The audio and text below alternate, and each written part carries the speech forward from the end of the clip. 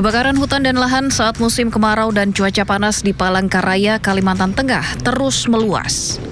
Cuaca panas disertai hembusan angin kencang membuat kobaran api dengan cepat menjalar, melalap semak belukar dan lahan gambut kering. Pemadaman yang dilakukan petugas terkendala minimnya sumber air dan sulitnya akses menuju lokasi kebakaran. Kebakaran lahan di Petuk Ketimpun telah terjadi sejak Senin sore dan telah membakar lebih dari 174 hektar yang tersebar di 4 kecamatan. Lahan yang terbakar bahkan telah mendekati permukiman warga. Untuk laporan dari masyarakat mulai kemarin sore dan untuk luasan kurang lebih sudah mencapai puluhan hektar nih Bang.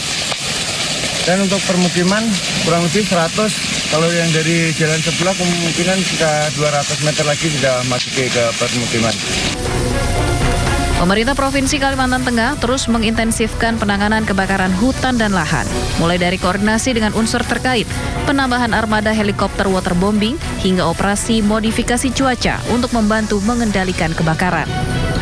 Dari Palangkaraya, Kalimantan Tengah, Ade Sata, iNews melaporkan.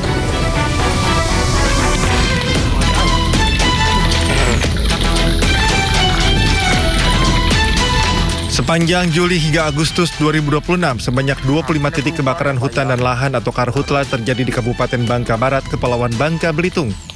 Luas lahan terbakar mencapai 37 hektar. Dari total kejadian ini, Kecamatan Mentok menjadi wilayah dengan titik karhutla terbanyak. Sementara Kecamatan Partiga tercatat 2 titik dan Kecamatan Kelapa 1 titik. Lahan yang terbakar didominasi semak belukar yang mudah terpicu api. Kondisi ini menjadi peringatan bagi masyarakat untuk meningkatkan kewaspadaan terutama di tengah kondisi cuaca kering. Kami harapkan partisipasi dari masyarakat, keterlibatan masyarakat ketika memang ada kejadian untuk segera melaporkan. Jangan sampai nanti dia sudah meluas. Sedini mungkin, secepat mungkin laporan masyarakat itu akan sangat berarti bagi kami. Dari sejumlah peristiwa ini, masyarakat diminta tidak membuka lahan dengan cara membakar. Masyarakat juga diminta segera melaporkan jika menemukan titik api agar petugas dapat segera melakukan penanganan sehingga api tidak meluas dan menimbulkan dampak yang lebih besar. Dari Bangka Barat, Bangka Belitung, Omak Kisma, iNews melaporkan.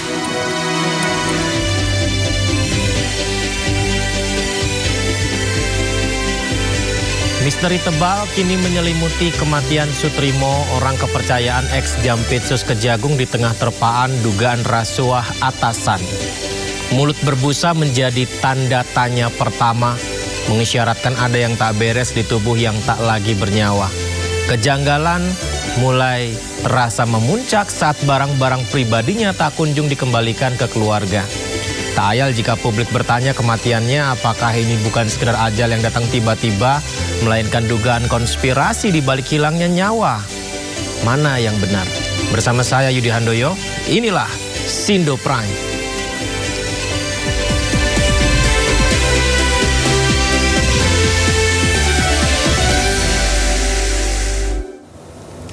Pemirsa, 24 saksi atas kematian Sutrimo telah diperiksa penyidik Polda Metro Jaya. Kedepan, penyidik juga akan melakukan pemeriksaan lanjutan keluarga Sutrimo di Banyumas.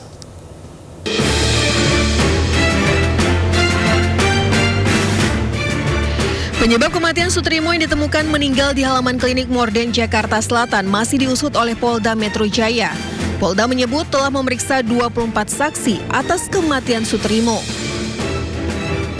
Polisi melakukan pemeriksaan lanjutan terhadap saksi-saksi lain, termasuk keluarga Sutrimo di Banyumas.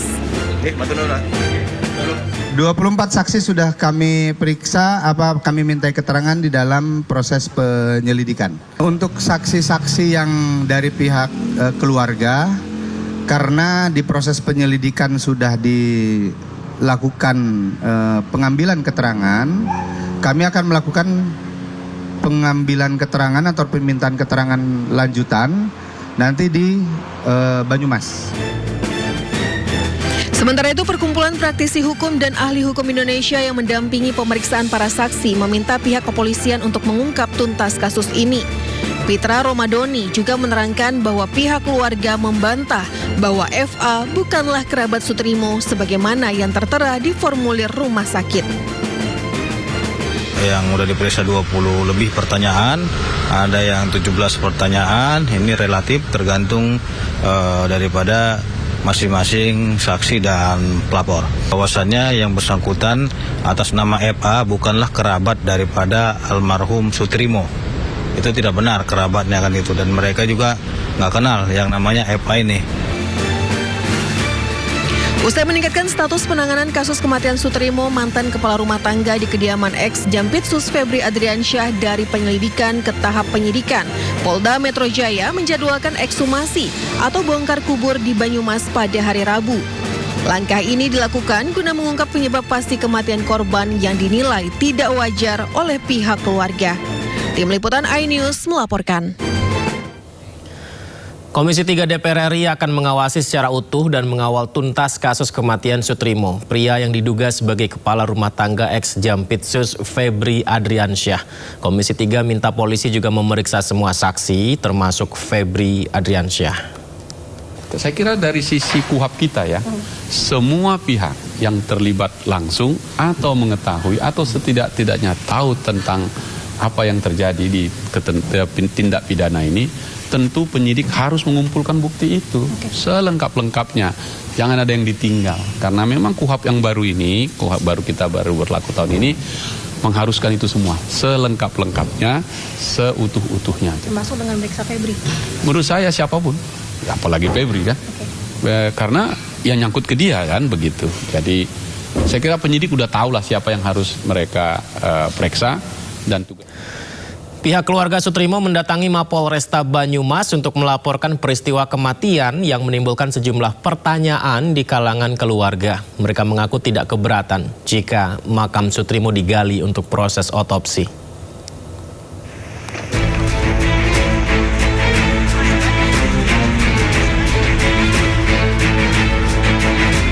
Pihak keluarga Sutrimo mendatangi Mapolresta Banyumas untuk melaporkan kematian janggal Sutrimo. Mereka meminta agar misteri kematian Sutrimo diungkap dan diusut tuntas secara transparan. Keluarga juga tidak keberatan jika makam Sutrimo digali untuk proses otopsi. Pihak keluarga mengaku barang berharga Sutrimo tidak diserahkan saat penyerahan jenazah kepada pihak keluarga. Sebenarnya sih buat keluarga enggak merelakan buat digali lagi. Cuma ya kalau emang dari negara dibutuhkan buat otopsi apa kepastian itu mau tidak mau. Barang-barang pribadi sendiri yang diterima dari handphone itu ada nggak? Handphone? Enggak ada. Nggak terima handphone dari korban? Enggak ada ya? Diterima apa aja Pak ya, pada saat itu Pak? Yang diberikan? KTP sama santunan sebesar 20 juta. Sementara kuasa hukum keluarga Sutrimo, Aan Rohaini, mengungkap awal kejanggalan dalam kasus kematian Sutrimo. Ia mengungkap keluarga tidak pernah menerima dokumen dan barang pribadi milik Sutrimo termasuk ponsel pribadinya. Pihak keluarga pun akhirnya memperlihatkan percakapan terakhir Sutrimo di aplikasi pesan singkat. Hal tersebut yang memicu keluarga melaporkan kasus kematian Sutrimo. Adanya dugaan kejanggalan di berita ya, karena kalau keluarga tahunya sebenarnya pada saat itu tidak ada kejanggalan ya Mas ya, tidak ada kejanggalan karena sudah bersih, gitu kan. Pada saatnya tahu-tahu kan karena dari berita, karena simpang siur berita begitu kan segala macam, apalagi mohon maaf ada tuduhan katanya keluarga itu nggak ngelapor gara-gara dapat uang 1 miliar ya. Artinya keluarga juga ingin tahu, ingin memastikan ya kepastian hukumnya seperti apa, apakah itu memang kematiannya wajar atau tidak. Pihak keluarga Sutrimo berharap tak ada fakta yang terlewat dalam proses penyidikan dan seluruh keterangan maupun bukti yang ada dapat diuji secara hukum. Tim Liputan iNews melaporkan. Ya, pihak kuasa hukum keluarga Sutrimo mengungkap sederet dugaan kejanggalan yang dirasakan ketika almarhum tiba di rumah duka. Ya, pertama, pihak keluarga merasa pemakaman almarhum terkesan mepet. Kedua, HP almarhum tak ditemukan dan dijanjikan akan diberikan, namun belum juga datang hingga sekarang. Ketiga, nomor HP petugas yang membawa jenazah tak bisa lagi dihubungi setelah pemakaman. Petugas juga terkesan terburu-buru dan tak ikuti proses pemakaman. Lalu pihak keluarga Sutrimo juga tidak menerima informasi jelas terkait penyebab kematian almarhum. Kemudian identitas pengantar juga misterius. Dari yang mengantarkan jenazah identitasnya masih misterius. Keluarga menerima uang santunan 20 juta rupiah namun tidak diketahui uang ini dari siapa, memberikannya untuk apa.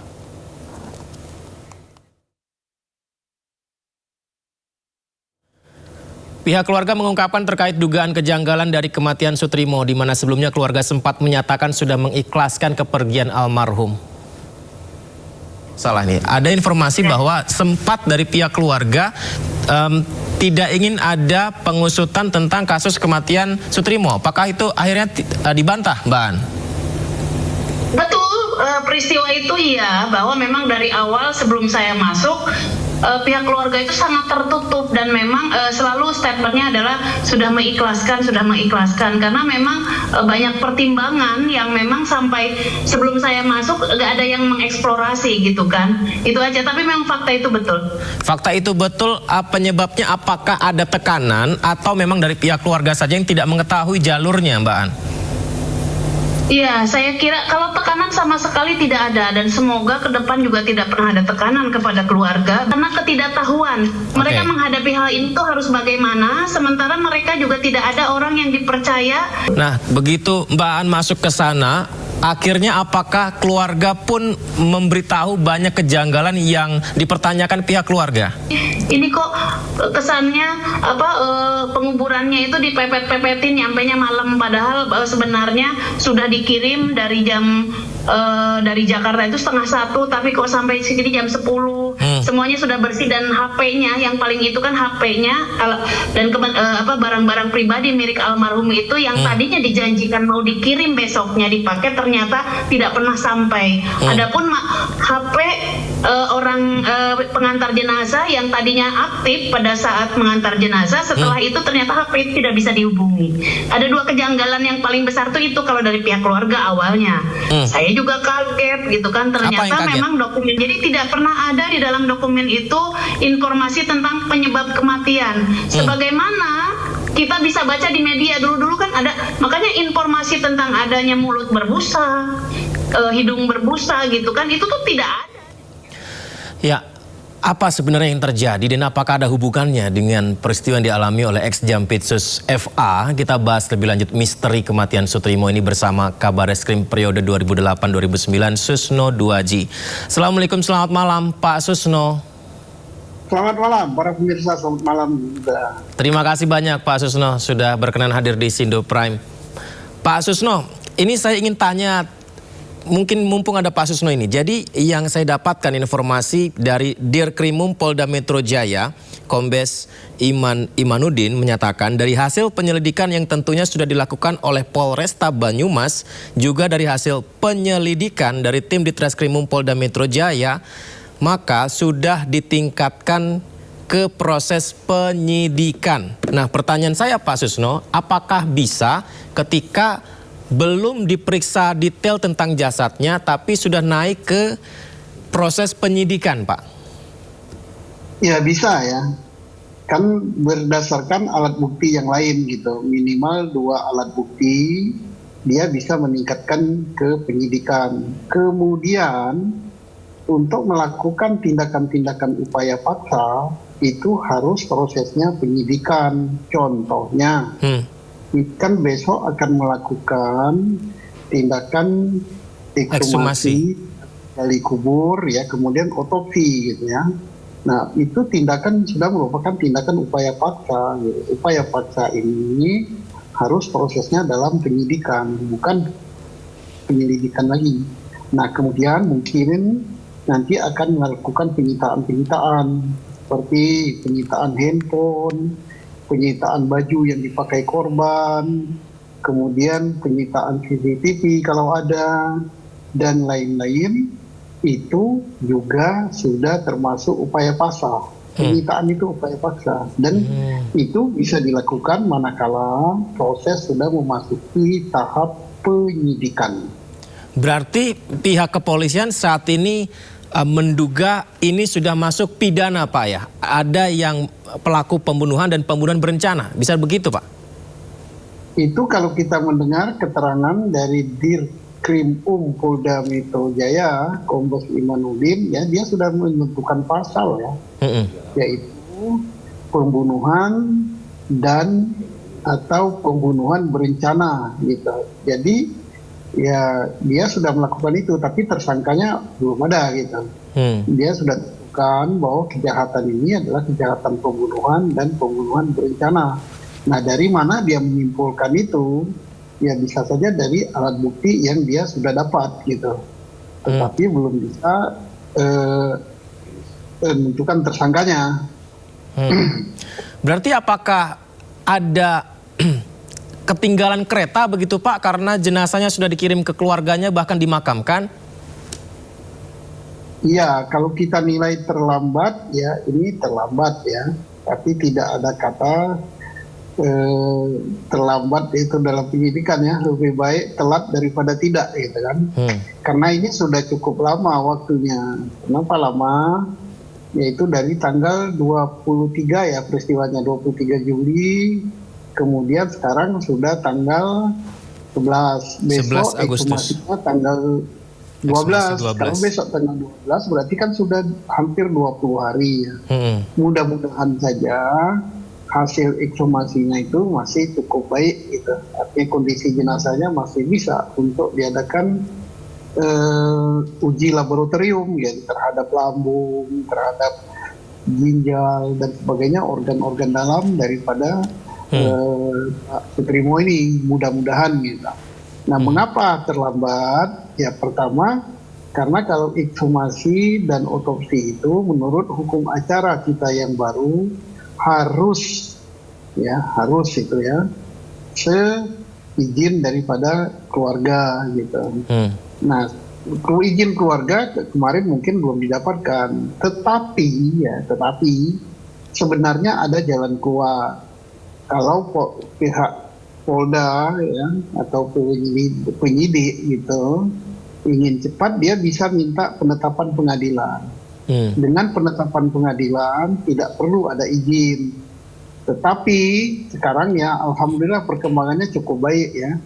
Justru pihak keluarga sudah lapor kepada Polri di Polres Banyumas ya kalau nggak salah. Ya. Kemudian dan juga sudah statementnya itu mengizinkan untuk adanya ekshumasi dan otopsi. Ini perkembangannya bagus sekali gitu.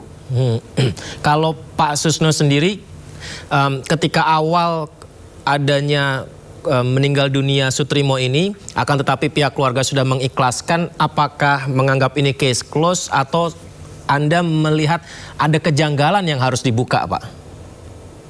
Tidak, jadi statement keluarga menyatakan menerima dan sebagainya itu tidak mengatakan kasus ini selesai. Sudah kewajiban dari Polri selaku penyidik apabila menemukan ada orang meninggal yang dianggap tidak wajar gitu. Dianggap tidak wajar, maka harus diungkap ketidakwajarannya itu. Nah, bagaimana dengan Sutrimo ini? Ya kita pertama tidak wajar ya. Mengapa tidak wajar? Satu, dari mulutnya, dari hidung ya, menurut medsos ya, karena kita tahu dari situ ya. Iya, dari media sosial. Mengeluarkan buih. Kedua, kenapa setelah sampai ke rumah sakit Muhammadiyah ya, dokter dan yang mengantar ke rumah sakit itu kok tidak melapor ke Polri gitu. Padahal dokter mestinya tahu persis kalau ini tidak wajar ya harus melapor ke Polri. Yang berikut, kenapa cepat-cepat dibawa ke kampungnya di Banyumas, di Wangon ya. Nah, itu juga kenapa yang membawa itu konon pegawai dari kejaksaan. Kalau pegawai kejaksaan mestinya ngerti hukum ya. Kalau ada sesuatu yang nggak wajar gini dia harus lapor Polri. Yang berikut lagi ketidakwajaran, kenapa sih kok memepetkan waktu supaya dikubur malam hari? Nah, kemudian mengapa barang-barang korban seperti handphone yang sangat berguna kok tidak diberikan ke keluarga? Mengapa bajunya juga tidak diberikan? Nah, padahal baju itu sangat penting gitu untuk mengungkap ada atau tidaknya racun, dan siapa tahu perlu diadakan DNA di baju itu. Nah, yang berikutnya kita agak terkaget-kaget dengan keluarga yang menyatakan bahwa menerima. Nah, yang berikut lagi ini bisa disimpulkan oleh netizen tidak wajar karena yang bersangkutan kan berada di Banyumas, di kampungnya, kok dipanggil pulang ke Jakarta. Nah, siapa yang manggil pulang, apa keperluan dan sebagainya, kok setelah pulang di Jakarta berapa hari kemudian meninggal. Yang berikut lagi yang membuatkan orang bertanya dan berpraduga macam-macam, yaitu netizen ya, bahwa ini dikaitkan dengan kasus juragannya yaitu Pak FA. Nah ini isu ini berkembang, tidak salah publik membuat isu itu karena kan belum ada informasi yang resmi dari aparat, dari penyidik Polri terkait dengan perkara meninggalnya Sutrimo, juga dari penyidik Kortas Tipikor yang menyidik perkara ini dan penyidik Kejaksaan Agung yang menyidik perkara FA ya. Ini mestinya memberikan statement apa betul Pak Sutrimo ini adalah saksi kunci atau bukan, atau tidak ada kaitan dengan peristiwa yang terjadi pada yang diduga terjadi pada FA gitu. Soalnya kalau tidak ada informasi itu, nanti publik kan merangkai-rangkai sendiri. Ya tidak salah, itu haknya publik gitu. Punya opini ya Pak. Dan pihak keluarga juga menerima uang santunan 20 juta rupiah, tapi kemarin saya tanya dari siapa, pihak keluarga tidak tahu Pak. Ya begitu, itu juga harus ditanya siapa yang memberi, dalam rangka apa, dan uang itu untuk apa gitu. Nah ini kan serba ketidakjelasan inilah yang menimbulkan berbagai pertanyaan. Nah ini ada baiknya saya katakan tadi bahwa seberapa penting sih peranan Pak Sutrimo ini di dalam kasus yang menerpa juragannya. Nah, ada yang mengatakan dia saksi kunci, ada yang dia mengatakan tidak tahu menahu. Nah, ini harus dijawab. Yang menjawab itu adalah penyidik perkara yang diterpakan, ya, yang disangkakan kepada FA itu. Nah, ini supaya publik tidak merangkai-rangkai gitu. Merangkai sendiri. Pak Susno, ini nggak tahu menjawab apa enggak ya Pak ya. Kemarin saya sempat bertanya kepada kuasa hukum keluarga dan diceritakan Pak tentang kegiatan Sutrimo, aktivitasnya seperti apa dan apa yang dia sampaikan kepada pihak keluarga. Kita simak dulu ya Pak Susno dan pemirsa berikut ini. Apakah pihak keluarga cerita ke Mbak Aan, almarhum ini ngobrol dengan siapa saja, terus dia pengaruhnya sebesar apa di rumah tersebut bersama ex Jampitsus Pak Febri, ini beliau apa saja urusannya, apakah sempat ada yang menceritakan tentang proyek atau apapun lah begitu, ada nggak cerita begitu Mbak Aan?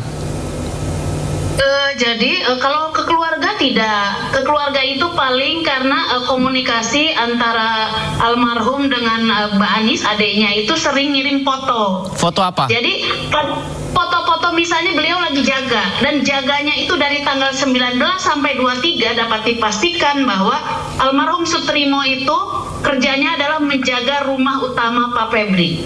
Kenapa? Karena itu dijelaskan di dalam WA. Jadi masih ada WA yang belum nggak hilang, itu dari 19 Juli 2026 sampai dengan tanggal 23 hari kematian. Itu sudah jelas Pak Trimo ngirim jam sekian sedang lagi ngamanin apa? Ngamanin rumah utama yang rumah nomor 15 itu. Lalu juga yang terakhir pada saat itu juga pada tanggal 23 jam 3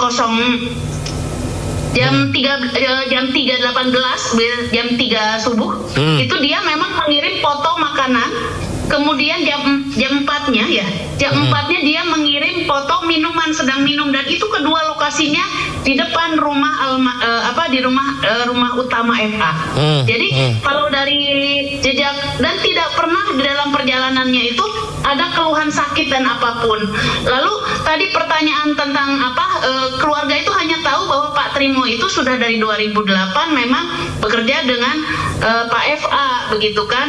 Tentang apakah dia sebagai karungga seperti yang diinformasikan, keluarga tidak tahu jabatannya. Tapi yang keluarga tahu bahwa Pak Trimo ini adalah orang yang dipercaya oleh Pak FA misalnya untuk bisa dua. Jadi kalau dia tidak disuruh ditugaskan keluar, misalnya pernah ditugaskan untuk ngurus proyek. Nah, tapi kalau tidak berarti sehari-hari Pak Trimo itu adalah menjaga rumah. Nah kalau dulu rumahnya selalu misalnya jaga rumah apa gitu kan pertanyaan ke keluarga. Ya kan Pak FA rumahnya banyak. Kalau diperbaiki dan lain-lain itu Pak Trimo yang tanggung jawab begitu. Nah tapi kalau terakhir posisinya dari 19 Juli sampai 23 itu pasti di rumah utama gitu. Baik, kita lanjutkan perbincangan bersama Pak Susno Duaji. Pak Susno itu disampaikan pihak keluarga ke kuasa hukumnya Pak. Ada tanggapan Pak Susno? Iya, itu informasi yang bagus ya. Tadi terkait ada jam sebelum kematiannya itu ya, ada makanan gitu. Ada minuman. Ada juga.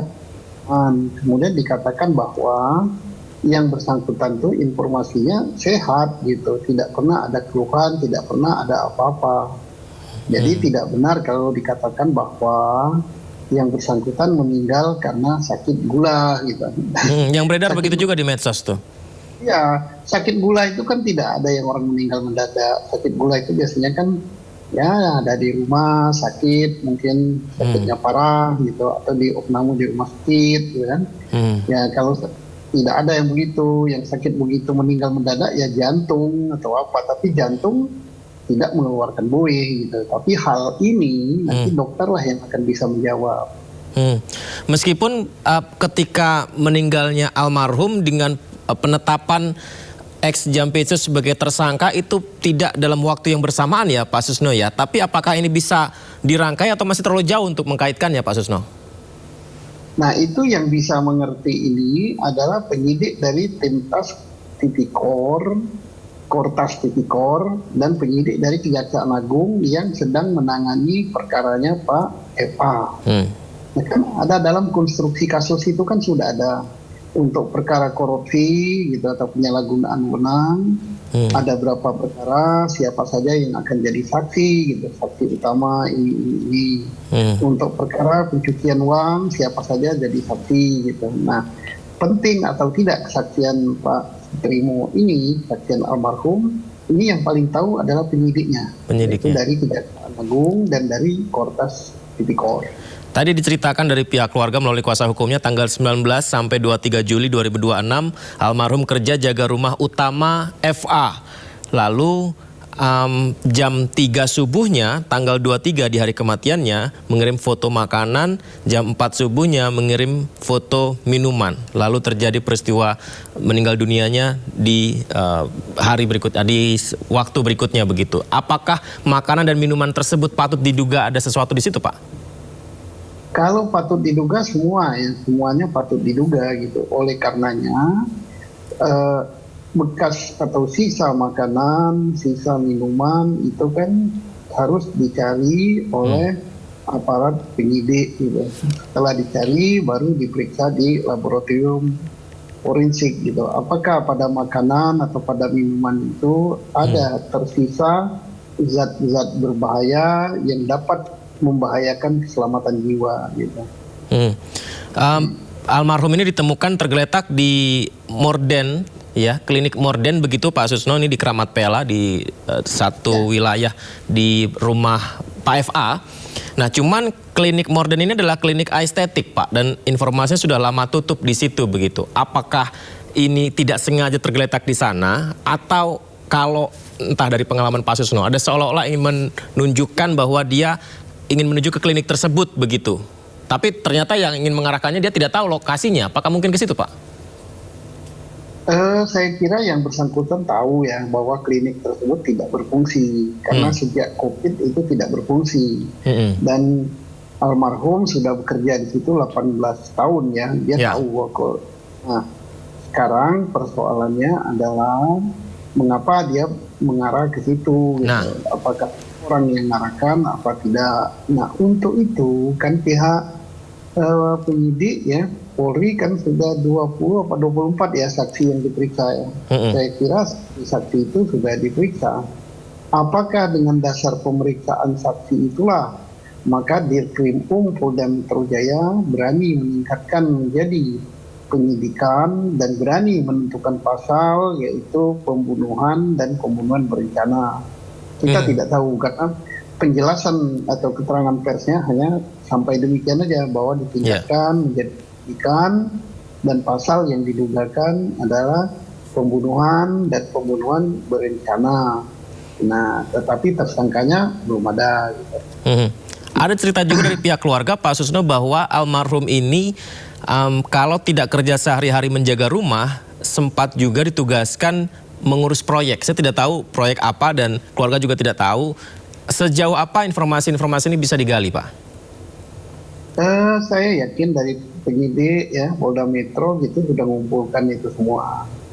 Jadi kan semua informasi baik yang didapat dari keluarga atau didapat dari lain, termasuk juga yang didapat dari medsos itu wajib hukumnya dikumpulkan oleh penyidik dan untuk diuji kebenarannya satu persatu. Gitu. Nah, jadi informasi-informasi seperti itulah yang akan menolong penyidik untuk mengungkap perkara ini secara tuntas. Gitu.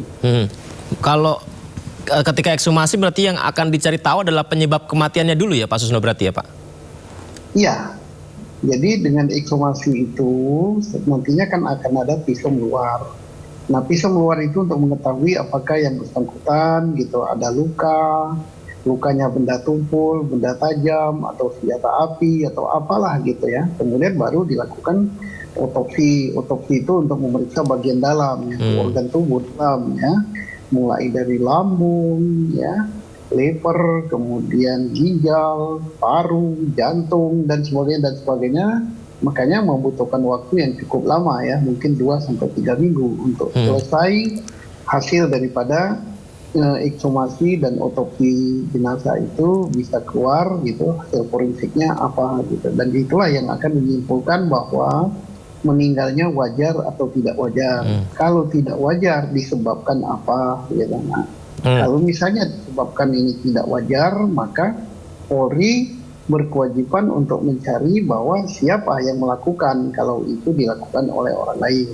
Satu lagi Pak Susno, sepengalaman Pak Susno begitu, dengan jenazah sudah dimakamkan 20 hari, apakah ini sulit untuk membuktikan membuka kasus sebenarnya Pak Susno? Sebenarnya ini juga salah satu yang menjadi kendala ya. Tetapi kendala itu yang paling tahu adalah pihak forensik ya, kedokteran kehakiman. Walaupun saya dulu waktu sekolah di kepolisian diajarin ya tentang kedokteran kehakiman, tapi saya tidak punya keahlian khusus. Jadi yang jelas bahwa ya jelas ada hambatan ya. Hambatannya beda ya. Mengotopsi yang masih segar dan menyelidik zat-zat di dalam tubuh itu yang masih segar dan sebagainya. Karena apa? Sesuatu zat itu ada masanya gitu, hilang atau menguap atau apa. Mudah-mudahan dengan keahlian para ahli forensik kita itu masih bisa dilacak ada apa tidak gitu. Apalagi handphone almarhum hilang Pak Susno, apa jangan-jangan ada upaya menghilangkan barang bukti ya Pak Susno ya? Ya kalau handphone hilang itu banyak cara juga ya, asal ketahuan nomornya, ketahuan providernya apa, dan kan bisa dicek ke lawan bicaranya. Ternyata tadi kan ada lawan bicara, lawan komunikasi dengan keluarga ya. Adiknya ya. Baik. Foto, dan sebagainya. Pak Susno, besok ekshumasi kita akan lihat bagaimana hasilnya dan prosesnya. Izin nanti kita bisa dialog kembali ya. Pak Susno, terima kasih banyak ya Pak Susno sudah berbagi. Selamat malam Pak Susno. Assalamualaikum. Ya, pemirsa, jelang ekshumasi akan digelar pada 12 Agustus besok. Makam Sutrimo dijaga aparat kepolisian, di mana sejak pagi persiapan ekshumasi terus dilakukan. Ya, ini dia sejumlah perlengkapan disiapkan di sekitar lokasi. Petugas tadi sepertinya kipas angin ya itu ya. Ya, memasang kipas angin, tenda, ada juga memasang lampu penerangan. Dan perlengkapan-perlengkapan lainnya dibutuhkan untuk mendukung proses ekshumasi dilakukan di lokasi secara langsung. Sementara di sekitar area makam sudah diberi garis polisi. Pembatasan dilakukan untuk menjaga lokasi tetap steril dan memudahkan proses ekshumasi. Pemirsa, almarhum Sutrimo diduga sebagai kepala rumah tangga ex-Jampitsus Febri Adriansyah dimakamkan di Desa Ulahar, Kecamatan Wangon, Banyumas, Jawa Tengah. Makam almarhum akan dibongkar besok Rabu 12 Agustus dan jenazahnya diotopsi untuk mengetahui penyebab meninggal dunianya. Sementara makam tidak hanya di garis polisi namun juga dijaga oleh aparat.